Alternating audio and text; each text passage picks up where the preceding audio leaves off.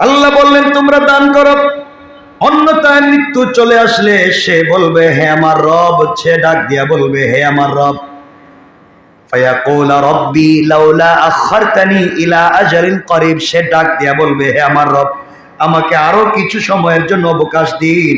হায় আল্লাহ তাআলা, আমাকে একটু সময় দিন, আমি যে সম্পদ রেখেছি ওই সম্পদগুলোকে আবার দান করে চলে আসি।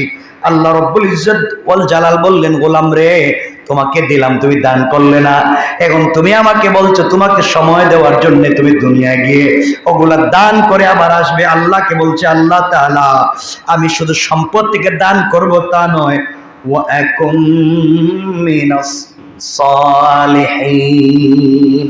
আল্লাহ দুনিয়ার জমিনে সম্পত্তি দান করে আমার চোখের সামনে, আমার পাশের ব্যবসায়ী কোটি টাকা দান করলো আল্লাহর রাস্তায়, এতিমখানায় দিল, গুরুস্থানে দিল, মসজিদ মাদ্রাসায়